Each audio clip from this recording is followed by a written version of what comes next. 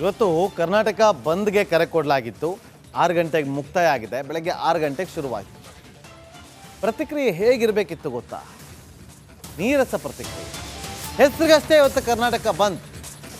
ವಾಟಾಳ್ ನಾಗರಾಜ್ ಅವರು ಬಂದರು, ಅಲ್ಲೊಂದು ಸ್ವಲ್ಪ ಪ್ರತಿಭಟನೆ ಕಾವು ಹೆಚ್ಚಾಗಿತ್ತು. ಅದು ಬಿಟ್ಟರೆ ಬೆಳಗಾವಿಯಲ್ಲಿ ಶಾಂತಿಯುತವಾಗಿ ಅಂತ್ಯ ಆಗಿದೆ.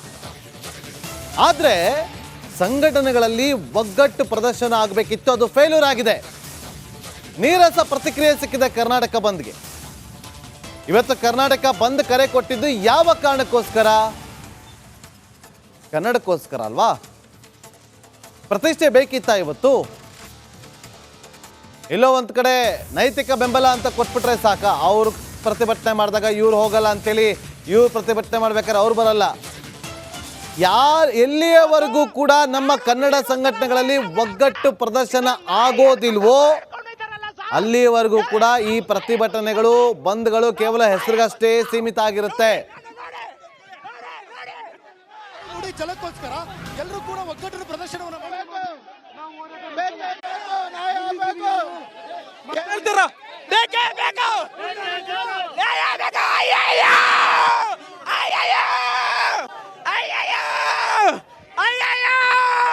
ಪ್ರತಿಭಟನೆ ಮಾಡ್ಕೊಂಡ್ಬಿಡ್ತಾರೆ.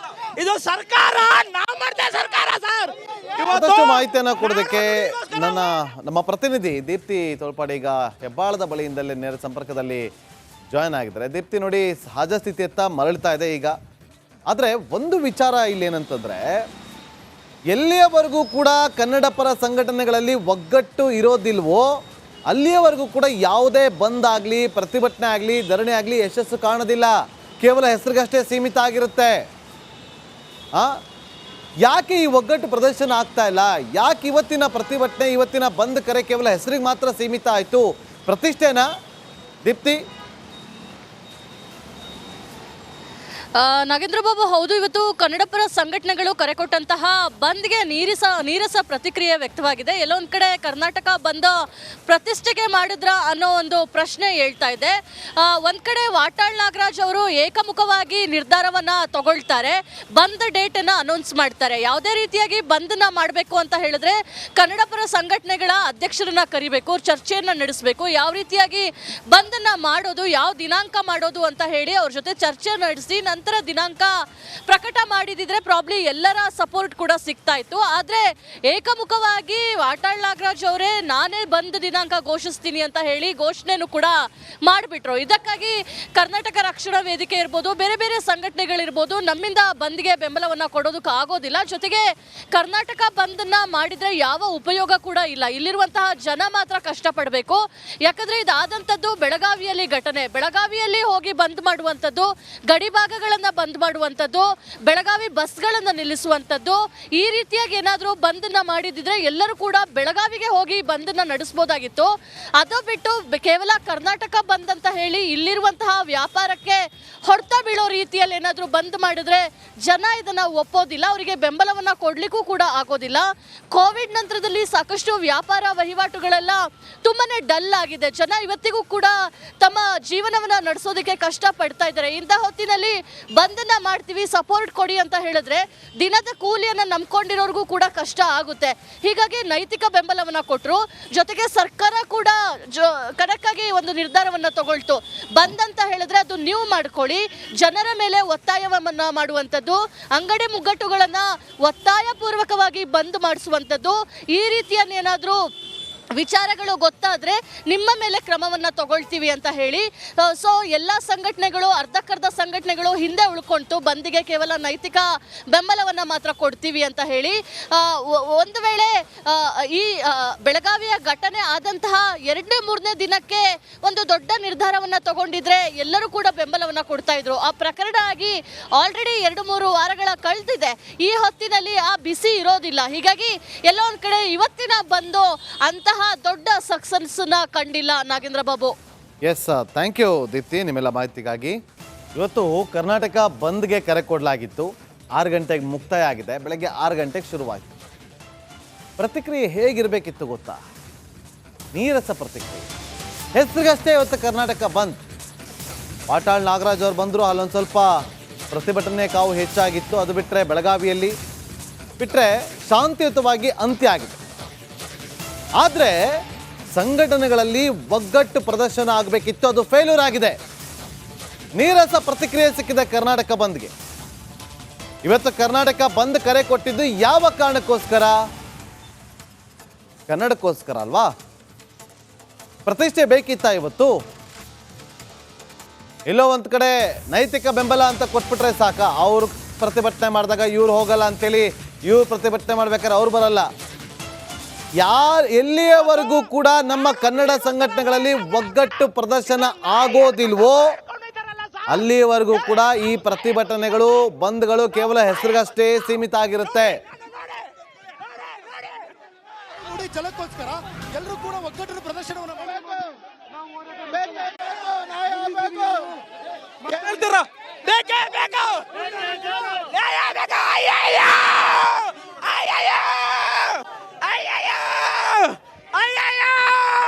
ಪ್ರತಿಭಟನೆ ಮಾಡ್ಕೊಂಡ್ಬಿಡ್ತಾರೆ.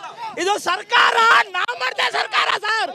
ಮತ್ತಷ್ಟು ಮಾಹಿತಿಯನ್ನು ಕೊಡೋದಕ್ಕೆ ನಮ್ಮ ಪ್ರತಿನಿಧಿ ದೀಪ್ತಿ ತೋಳ್ಪಾಡಿ ಈಗ ಹೆಬ್ಬಾಳದ ಬಳಿಯಿಂದಲೇ ನೇರ ಸಂಪರ್ಕದಲ್ಲಿ ಜಾಯ್ನ್ ಆಗಿದ್ದಾರೆ. ದೀಪ್ತಿ ನೋಡಿ, ಸಹಜ ಸ್ಥಿತಿಯತ್ತ ಮರಳ್ತಾ ಇದೆ ಈಗ. ಆದರೆ ಒಂದು ವಿಚಾರ ಇಲ್ಲಿ ಏನಂತಂದ್ರೆ, ಎಲ್ಲಿಯವರೆಗೂ ಕೂಡ ಕನ್ನಡ ಪರ ಸಂಘಟನೆಗಳಲ್ಲಿ ಒಗ್ಗಟ್ಟು ಇರೋದಿಲ್ವೋ ಅಲ್ಲಿಯವರೆಗೂ ಕೂಡ ಯಾವುದೇ ಬಂದ್ ಆಗಲಿ, ಪ್ರತಿಭಟನೆ ಆಗಲಿ, ಧರಣಿ ಆಗಲಿ ಯಶಸ್ಸು ಕಾಣೋದಿಲ್ಲ. ಕೇವಲ ಹೆಸರಿಗಷ್ಟೇ ಸೀಮಿತ ಆಗಿರುತ್ತೆ.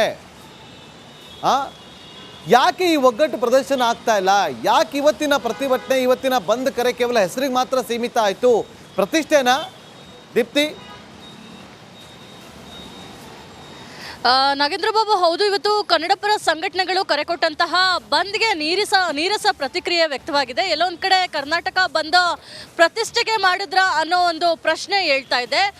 ಒಂದು ಕಡೆ ವಾಟಾಳ್ ನಾಗರಾಜ್ ಅವರು ಏಕಮುಖವಾಗಿ ನಿರ್ಧಾರವನ್ನ ತಗೊಳ್ತಾರೆ, ಬಂದ್ ಡೇಟ್ ಅನ್ನ ಅನೌನ್ಸ್ ಮಾಡ್ತಾರೆ. ಯಾವುದೇ ರೀತಿಯಾಗಿ ಬಂದ್ನ ಮಾಡಬೇಕು ಅಂತ ಹೇಳಿದ್ರೆ ಕನ್ನಡಪರ ಸಂಘಟನೆಗಳ ಅಧ್ಯಕ್ಷರನ್ನ ಕರಿಬೇಕು, ಚರ್ಚೆಯನ್ನ ನಡೆಸಬೇಕು, ಯಾವ ರೀತಿಯಾಗಿ ಬಂದನ್ನ ಮಾಡೋದು, ಯಾವ ದಿನಾಂಕ ಮಾಡೋದು ಅಂತ ಹೇಳಿ ಅವ್ರ ಜೊತೆ ಚರ್ಚೆ ನಡೆಸಿ ನಂತರ ದಿನಾಂಕ ಪ್ರಕಟ ಮಾಡಿದಿದ್ರೆ ಪ್ರಾಬ್ಲಿ ಎಲ್ಲರ ಸಪೋರ್ಟ್ ಕೂಡ ಸಿಗ್ತಾ ಇತ್ತು. ಆದ್ರೆ ಏಕಮುಖವಾಗಿ ವಾಟಾಳ್ ನಾಗರಾಜ್ ಅವರೇ ನಾನೇ ಬಂದ್ ದಿನಾಂಕ ಘೋಷಿಸ್ತೀನಿ ಅಂತ ಹೇಳಿ ಘೋಷಣೆನೂ ಕೂಡ ಮಾಡಿಬಿಟ್ರು. ಇದಕ್ಕಾಗಿ ಕರ್ನಾಟಕ ರಕ್ಷಣಾ ವೇದಿಕೆ ಇರ್ಬೋದು, ಬೇರೆ ಬೇರೆ ಸಂಘಟನೆಗಳಿರ್ಬೋದು, ನಮ್ಮಿಂದ ಬಂದ್ಗೆ ಬೆಂಬಲವನ್ನ ಕೊಡೋದಕ್ಕೆ ಆಗೋದಿಲ್ಲ. ಜೊತೆಗೆ ಕರ್ನಾಟಕ ಬಂದನ್ನ ಮಾಡಿದ್ರೆ ಯಾವ ಉಪಯೋಗ ಕೂಡ ಇಲ್ಲ, ಇಲ್ಲಿರುವಂತಹ ಜನ ಮಾತ್ರ ಕಷ್ಟಪಡಬೇಕು.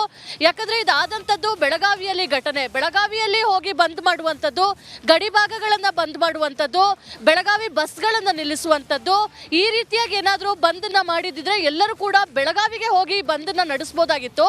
ಅದು ಬಿಟ್ಟು ಕೇವಲ ಕರ್ನಾಟಕ ಬಂದ್ ಅಂತ ಹೇಳಿ ಇಲ್ಲಿರುವಂತಹ ವ್ಯಾಪಾರಕ್ಕೆ ಹೊಡೆತ ಬೀಳೋ ರೀತಿಯಲ್ಲಿ ಏನಾದರೂ ಬಂದ್ ಮಾಡಿದ್ರೆ ಜನ ಇದನ್ನ ಒಪ್ಪೋದಿಲ್ಲ, ಅವರಿಗೆ ಬೆಂಬಲವನ್ನ ಕೊಡ್ಲಿಕ್ಕೂ ಕೂಡ ಆಗೋದಿಲ್ಲ. ಕೋವಿಡ್ ನಂತರದಲ್ಲಿ ಸಾಕಷ್ಟು ವ್ಯಾಪಾರ ವಹಿವಾಟುಗಳೆಲ್ಲ ತುಂಬಾನೇ ಡಲ್ ಆಗಿದೆ. ಜನ ಇವತ್ತಿಗೂ ಕೂಡ ತಮ್ಮ ಜೀವನವನ್ನ ನಡೆಸೋದಕ್ಕೆ ಕಷ್ಟ ಪಡ್ತಾ ಇದ್ದಾರೆ. ಇಂಥ ಹೊತ್ತಿನಲ್ಲಿ ಬಂದನ್ನ ಮಾಡ್ತೀವಿ, ಸಪೋರ್ಟ್ ಕೊಡಿ ಅಂತ ಹೇಳಿದ್ರೆ ದಿನದ ಕೂಲಿಯನ್ನ ನಂಬ್ಕೊಂಡಿರೋರ್ಗೂ ಕೂಡ ಕಷ್ಟ ಆಗುತ್ತೆ. ಹೀಗಾಗಿ ನೈತಿಕ ಬೆಂಬಲವನ್ನ ಕೊಟ್ಟರು. ಜೊತೆಗೆ ಸರ್ಕಾರ ಕೂಡ ಕರೆಕ್ಟಾಗಿ ಒಂದು ನಿರ್ಧಾರವನ್ನ ತಗೊಳ್ತು. ಬಂದಂತ ಹೇಳಿದ್ರೆ ಅದು ನೀವು ಮಾಡ್ಕೊಳ್ಳಿ, ಜನರ ಮೇಲೆ ಒತ್ತಾಯವನ್ನ ಮಾಡುವಂಥದ್ದು, ಅಂಗಡಿ ಮುಗ್ಗಟ್ಟುಗಳನ್ನ ಒತ್ತಾಯ ಪೂರ್ವಕವಾಗಿ ಬಂದ್ ಮಾಡಿಸುವಂಥದ್ದು, ಈ ರೀತಿಯನ್ನೇನಾದರೂ ವಿಚಾರಗಳು ಗೊತ್ತಾದ್ರೆ ನಿಮ್ಮ ಮೇಲೆ ಕ್ರಮವನ್ನ ತಗೊಳ್ತೀವಿ ಅಂತ ಹೇಳಿ ಸೊ ಎಲ್ಲ ಸಂಘಟನೆಗಳು, ಅರ್ಧಕ್ಕರ್ಧ ಸಂಘಟನೆಗಳು ಹಿಂದೆ ಉಳ್ಕೊಂತು, ಬಂದಿಗೆ ಕೇವಲ ನೈತಿಕ ಬೆಂಬಲವನ್ನ ಮಾತ್ರ ಕೊಡ್ತೀವಿ ಅಂತ ಹೇಳಿ. ಒಂದು ವೇಳೆ ಈ ಬೆಳಗಾವಿಯ ಘಟನೆ ಆದಂತಹ 2-3ನೇ ದಿನಕ್ಕೆ ಒಂದು ದೊಡ್ಡ ನಿರ್ಧಾರವನ್ನ ತಗೊಂಡಿದ್ರೆ ಎಲ್ಲರೂ ಕೂಡ ಬೆಂಬಲವನ್ನ ಕೊಡ್ತಾ ಇದ್ರು. ಆ ಪ್ರಕರಣ ಆಗಿ ಆಲ್ರೆಡಿ 2-3 ವಾರಗಳ ಕಳೆದಿದೆ. ಈ ಹೊತ್ತಿನಲ್ಲಿ ಆ ಬಿಸಿ ಇರೋದಿಲ್ಲ. ಹೀಗಾಗಿ ಎಲ್ಲೋ ಒಂದ್ ಕಡೆ ಇವತ್ತಿನ ಬಂದು ಅಂತಹ ದೊಡ್ಡ ಸಕ್ಸಸ್ ಕಂಡಿಲ್ಲ Nagendra Babu. Yes, thank you Deepti ನಿಮ್ಮೆಲ್ಲ ಮಾಹಿತಿಗಾಗಿ.